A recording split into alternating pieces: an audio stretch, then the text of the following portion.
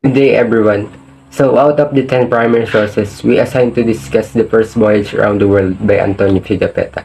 In the discussion, we'll travel back in time and rediscover one of the integral parts of the Philippine history and talk about the major happenings in this document. So, first and foremost, let us present to you the content of the presentation.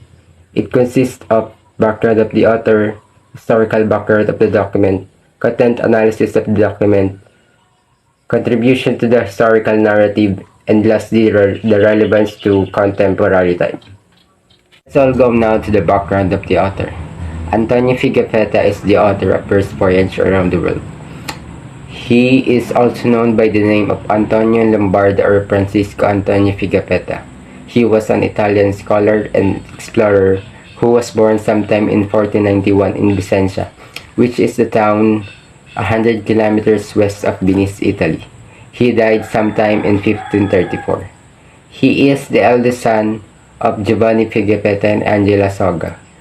And now he studied astronomy, which is the study of celestial objects, and geography, which is the study of physical features of the earth, and lastly the cartography, which is the study of creating maps. He also works in the ships owned by the Knight of the Rhodes, and he came from a wealthy family and well-educated man, possessing a big curiosity to the world around him.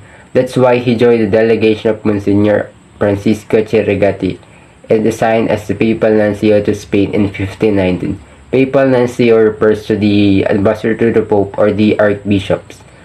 And the same year, he became acquainted with lucrative spice trades and heard the news of the voyage to be undertaken by Ferdinand Magellan. So, while with much excitement, he presented his credentials to Magellan and to the Casa de la Contratación, which is the office in charge of the voyages to the New World, and good thing, he admitted as one of the supersalientes or the supernumeraries. Now, he joined the expedition together with Juan Sebastian Alan, which is the famous expedition to Moluccas, which began in August 1519 and ended in 1522. During this expedition, he survived the challenges and catastrophes that he encountered along the way. At sa nangyaring ito, nakapagsulat-sulat siya about their voyage, and now he entitled this as the first voyage around the world. That's all of the background of the author. Hi, I am Kathleen Isa Tarain, and now let's proceed the historical background of the documents. First, writing the document is to discover the world.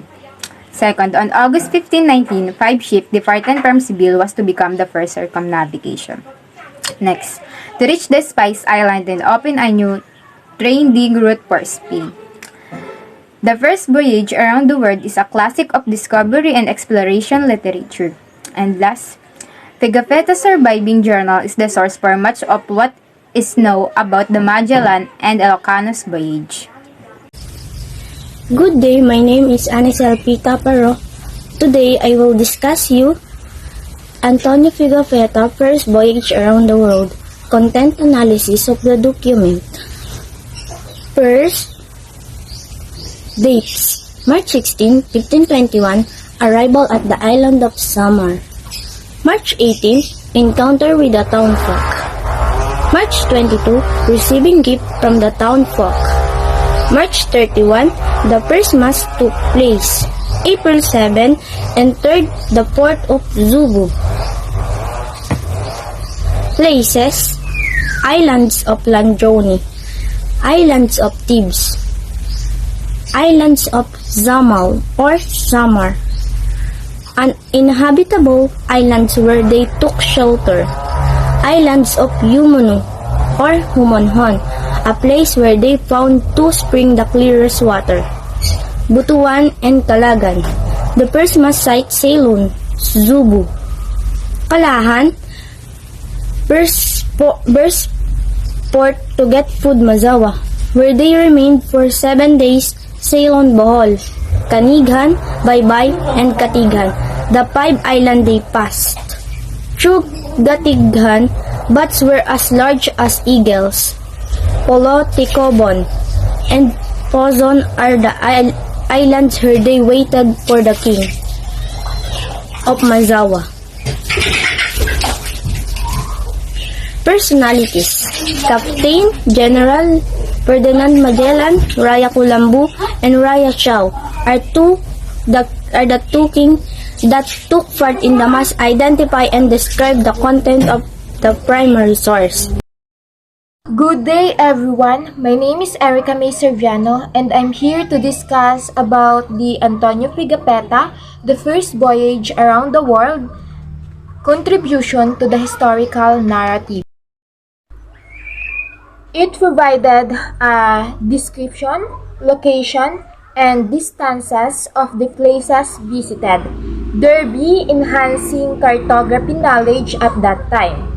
They discovered a large body of water on the side of the American continent, which they named the Pacific Ocean. They found a strait that connected the Atlantic and Pacific Oceans and called it the Strait of Magellan. Local textbook writers use his book as their historical information source about the beginning of Christianity in the Philippines. Good day everyone, my name is Erica May Serviano and now I will present to you the Antonio Pigafetta, the first voyage around the world, relevance to contemporary time. If Pigafetta did not survive the journey, we wouldn't have very little knowledge of Magellan's contribution on geography, navigation, and history. Pigafetta's work is important, not only as a source of information about the voyage itself, but also includes an early Western description of the peoples and languages of the Philippines. It opened doors in the places where people, ideas, and goods were coming and going.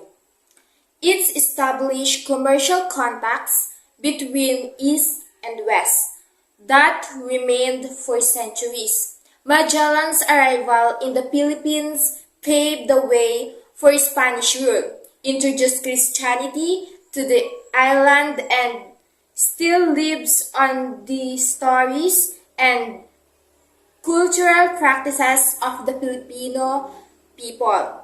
It happened as understand how Filipinos lived in the past and how they dealt with Magellan and his men when they arrived in the Philippines.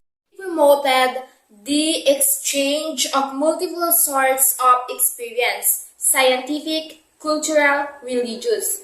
The first voyage around the world is also a remarkably accurate ethnographic and geographical account of the circumnavigation.